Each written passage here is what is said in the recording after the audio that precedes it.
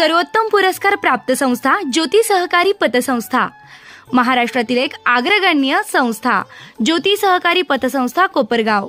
राज्यातील बदलापूर येथील शाळेत चिमुरडीवर झालेल्या अत्याचाराच्या घटनेच्या पार्श्वभूमीवर कोपरगाव मतदारसंघातील विद्यार्थिनींच्या सुरक्षेसाठी आमदार आशुतोष काळे यांनी सोमवार 26 ऑगस्ट रोजी कोपरगाव मतदारसंघातील सर्व शैक्षणिक संस्था चालक तसेच जिल्हा परिषद शाळा, नगरपालिका शाळा व रयत शिक्षण संस्थेच्या सर्व शाळा महाविद्यालयांच्या मुख्याध्यापकांची कोपरगाव येथे श्री साईबाबा तपोभूमी हॉल मध्ये बैठक घेत त्यांना विविध सूचना करत उपस्थितांना मार्गदर्शन करून हेल्पलाईन नंबर बाबत सविस्तर माहिती दिली आहे।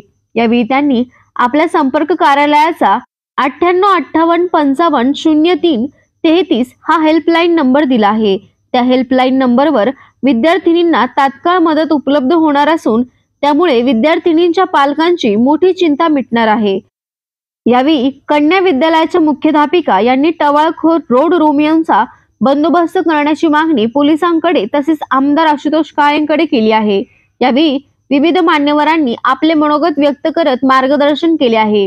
यावेळी कोपरगाव शहर पोलीस निरीक्षक भगवान मथुरे, कोपरगाव ग्रामीणचे पोलीस उपनिरीक्षक राजेंद्र महाजन, नायब तहसीलदार प्रफुल्लिता सातपुते, पंचायत समिती महिला व बाल कल्याण अधिकारी पंडित वाघिरे, गट शिक्षण अधिकारी शबाना शेख, रयत शिक्षण संस्थेचे जनरल बॉडी सदस्य कारभारी आगवण पद्मकांत कुदळे, कर्मवीर शंकरराव काळे, सहकारी साखर कारखान्याचे उपाध्यक्ष शंकरराव चव्हाण, संचालक सुधाकर रोहम, दिलीप बोरनारे, सचिन चांदगुडे, माजी संचालक बाळासाहेब बाराते, नंदकिशोर अवताडे, राजेंद्र अवताडे, ज्ञानेश्वर गव्हाणे तसेच मतदारसंघातील शाळा महाविद्यालयांचे संस्था चालक, मुख्याध्यापक व प्राचार्य मोठ्या संख्येने उपस्थित होते।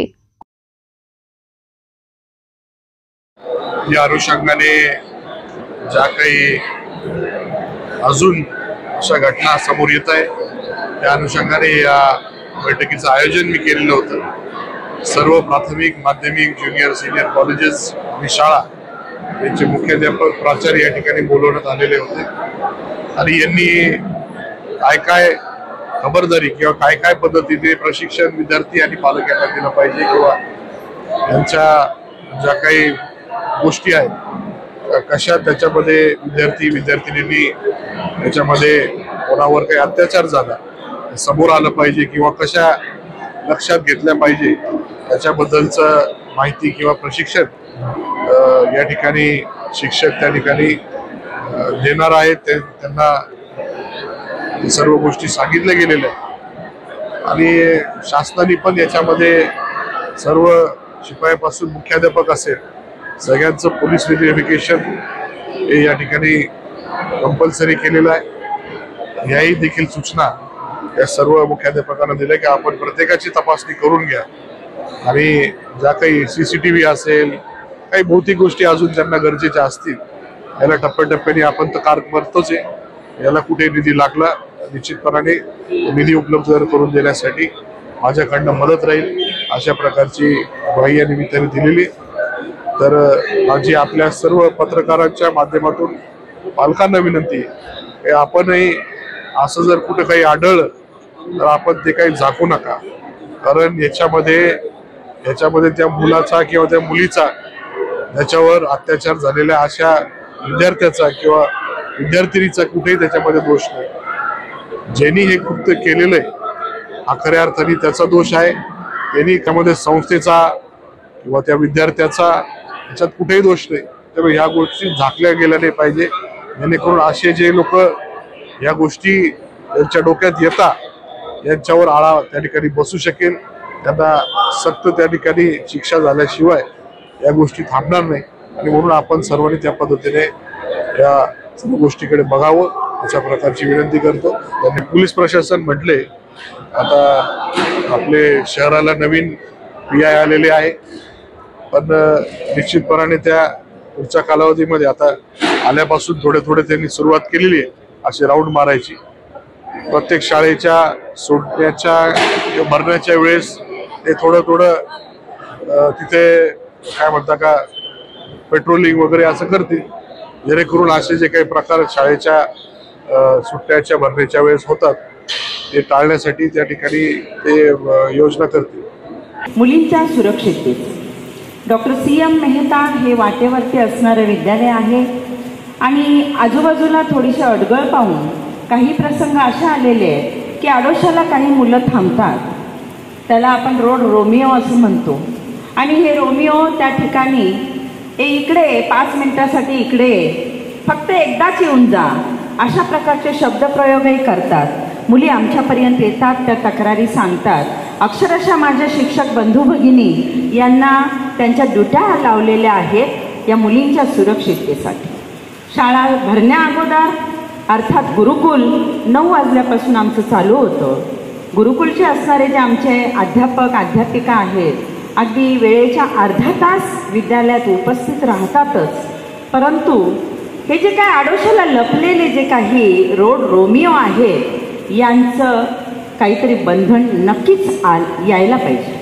परवा एक मुलगी माझ्याकडे धावत आली, माझ्या केबिनमध्ये आली आणि त्या ठिकाणी ती म्हटली, मॅडम तो मुलगा आहे ना 2 दिवस झालं माझ्या पाठीमागं येतोय, तो त्या ठिकाणी थांबलेला आहे. माझे लगेच शिक्षक बंधू भगिनींना मी ताबडतोब बोलावलं आणि ज्या ठिकाण तिने सांगितलेलं होतं त्या ठिकाणापर्यंत ते गेलेले होते.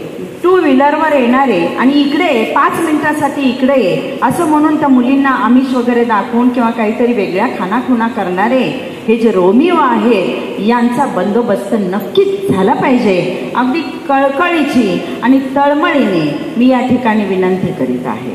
माझ्या या 20,000 मुलींसाठी ही माझी विनंती आपण मान्य करावी आणि त्या ठिकाणी योग्य अशा प्रकारची कार्यवाही नक्कीच करावी. धन्यवाद सर. पोलीस म्हणून माझी सगळ्यात महत्त्वाची सूचना आहे, प्रत्येक शाळेमध्ये प्रत्येक कॉलेजमध्ये CCTV कॅमेरे लावणं गरजेचं आहे. बदलापूरची जी घटना झालेली आहे त्या घटनेमध्ये CCTV कॅमेरे असणे आणि नसणे त्या दोघांचाही उपयोग लक्षात आलेला आहे. जिथे CCTV कॅमेरे असायला पाहिजे होते तिथे CCTV कॅमेरे नव्हते आणि जिथं नसायला पाहिजे होते तिथं होते. बाकीच्या गोष्टींची इथं हा प्लॅटफॉर्म नाही आहे चर्चा करण्याचा, पण माझी अशी अपेक्षा आहे की शाळा कॉलेजची एंट्री आणि एक्झिट या दोन्ही ठिकाणी म्हणजे येताना पण त्या प्रत्येक विद्यार्थ्याचा किंवा येणाऱ्या प्रत्येक व्यक्तीचा चेहरा पूर्ण दिसेल अशा प्रकारचे ते कॅमेरे असावेत. विनाकारण कुठेतरी खाली असेल ते केलेला किंवा वरती असेल नको. आणि जाताना प्रत्येक विद्यार्थी किंवा शिक्षक किंवा जी कोणी व्यक्ती असेल ती जाताना प्रत्येक व्यक्ती त्या कॅमेऱ्यामध्ये कव्हर होईल अशा प्रकारचे CCTV कॅमेरे लावणं आवश्यक आहे, जेणेकरून जर असा काही प्रसंग दुर्दैवाने घडला तर आपल्याला त्या कॅमेऱ्याच्या आधारे ती व्यक्ती, तो मुलगा, ती मुलगी याचं लोकेशन आपल्याला ट्रेस करता येतं, फाइंड आउट करता येतं. मी एक छोटंसं उदाहरण सांगतो, फार जुनं नाही सर. मागच्या 12 ते 15 दिवसापूर्वी म्हणजे मी इथं बदलून येण्याचे 8 दिवस आधी संगमनेर शहरामध्ये एका शाळेमधनं 4थीच्या वर्गातला मुलगा शाळेत गेला आणि दुपारी परतच आला नाही म्हणून 4 वाजता पालकांनी शोधून थकल्यानंतर पोलीस स्टेशनवर मिसिंगची तक्रार दिली. तक्रार दिल्यानंतर सुरुवातीला पोलिसांनी औपचारिकपणे शोध घेतला, परंतु 6 वाजत आले अजूनही मुलगा सापडलेला नाही. म्हणून ते सगळे माझ्याकडे आले आणि आम्ही चर्चा केली. मी सुरुवातीला सांगितलं की तो मुलगा वर्गात होता का हे शोध, वर्गात होता का हे शोधलं तर सकाळी होता पण शाळा सुटण्याच्या वेळेला नव्हता. मग शाळा सुटण्याच्या वेळेला नव्हता तर मग शाळा सुटली त्यावेळेला तो बाहेर गेला का किंवा त्याच्या आधी गेला का. तर काही मुलांकडनं असं उत्तर आलं की हो गेला, काहींचं म्हणतो नाही तो गेलाच नाही, काहींचं म्हणतो दिसलाच नाही. आणि तिथं थोडंसं आम्ही संशय व्यक्त केला आणि शाळा प्रशासनाला सांगितलं की कृपा करून तुम्ही तुमचे सगळे टॉयलेट, वॉशरूम आणि तुमच्या ज्या काही इतर रूम्स आहेत त्या चेक करा. तर दुर्दैवाने मी सांगतो की मुख्याध्यापकांचं म्हणणं होतं नाही आमचा शिपाई रोज शाळा बंद करण्यापूर्वी सगळं चेक करून येतो, आम्ही पाहिले तसं काही.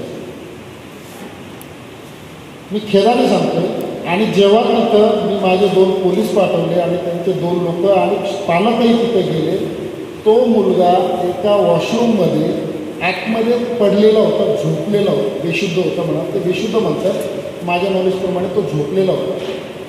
त्याचं झालं असेल तर 3 मुलं त्यावेळेला बाथरूमला गेली. मस्तीमध्ये खेळामध्ये तो मध्ये असताना बाहेरच्या 2 मुलांनी कडी लावली. तिथे कुठलाही वाईट हेतू नव्हता, आम्ही सगळी चौकशी केली, काही नव्हतं. पण खेळता एक मुलगा मध्ये राहिला दोघांनी कडी लावली आणि ते परत वर्गात येऊन बसले. मे बी कदाचित एक तर ते विसरले सांगायचं किंवा भीती वाटायला लागली की आता सांगू की नको. त्या मुलांनी शेवटपर्यंत ते कोणालाही सांगितलं नाही. तो मुलगा जेव्हा कॉन्शियस झाला त्याला विचारलं त्यावेळेस त्याने सांगितलं की आम्ही ही घटना अशी घडली होती. म्हणजे सुदैवाने ते लवकर लक्षात आले आणि त्या मुलाला तिथून आपण बाहेर काढलं. तो मिळाला सगळी तिथं सगळा विषय संपला होता. पण याच्या पुढची म्हणजे परिणाम काय होऊ शकतो जर ही गोष्ट लवकर लक्षात आली नसती आणि दुर्दैवाने रात्रभर म्हणा किंवा अजून काही कारणामुळे तो मुलगा आतमध्ये राहिला असता आणि तो मयत झाला असता तर या मुलांनी केलेला खोडसाळपणा किंवा या मुलांनी केलेला खेळ हा कुठेही रेकॉर्डवर आला नसता. परंतु चॅलेंजने सांगतो मुख्याध्यापक आणि शाळा प्रशासन नक्कीच जेलमध्ये गेले. काय चूक होती प्रशासनाची? त्यांनी कोणाला ऐकायला नाही. फक्त एकच चूक आहे, लक्ष दिलं नाही.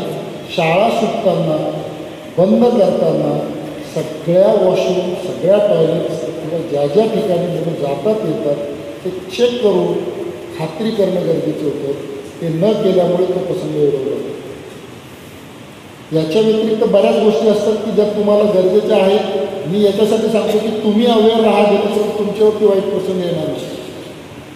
शाळा कॉलेजेसमध्ये CCTV कॅमेरे तुम्ही स्वतः चॉईस करा की अशा ठिकाणी असावे की जेणेकरून जास्तीत जास्त विद्यार्थी तुमच्या निगराणीखाली राहतात. आणि त्या CCTV कॅमेऱ्याचा DVR किमान 30 दिवसाचा ठेवा. कारण 8 दिवसाचे DVRने काही होणार नाही. एखादा प्रसंग एखादी विद्यार्थिनी एखादी मुलगी आत्ता बदलापूरचा जो किस्सा झाला तसा किंवा एखादा प्रसंग असा होतो की माझ्यासोबत 8 दिवसापूर्वी झालं, 15 दिवसापूर्वी झालं, 10 दिवसापूर्वी झालं आणि मग आता ते कळलं घरच्यांना आणि नंतर मग ते सगळं उठतं आणि मग त्यावेळेला ते सगळं चौकशी करायची शोधायची वेळ आली तर तुमच्याकडे त्याचे पुरावे नसतात. तुम्ही दोषी नाही हे तुम्हाला जर सिद्ध करायचं असेल, तुम्हाला जर रेकॉर्ड ठेवायचं असेल तर CCTV कॅमेरे तुम्ही तिथे ठेवा.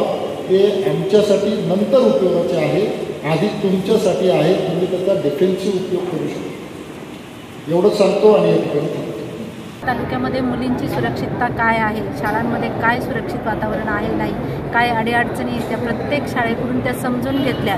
प्रत्येक शाळेचा आढावा घेतला. खाजगी प्राथमिक माध्यमिक अनुदानित शाळांच्या अडचणी काय आहेत, भौतिक सुविधा काय आहेत आणि त्या बाबी समजून घेऊन त्याच्यावर आपल्याला उपाययोजना काय करता येतील त्यासाठी त्यांनी तर खरं तर माननीय PI साहेबांनाही आमंत्रित केलं. सर्व प्रशासन इथे बोलावलं.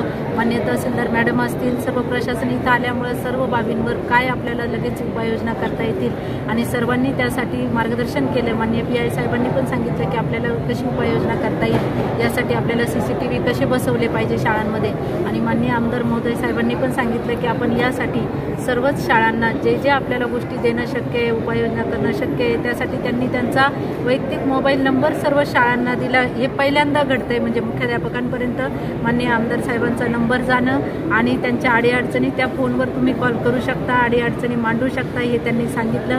निश्चितच आमच्या सर्व शिक्षण विभाग पंचायत समितीच्या वतीने मी त्यांचे मनपूर्वक आभार मानते. धन्यवाद.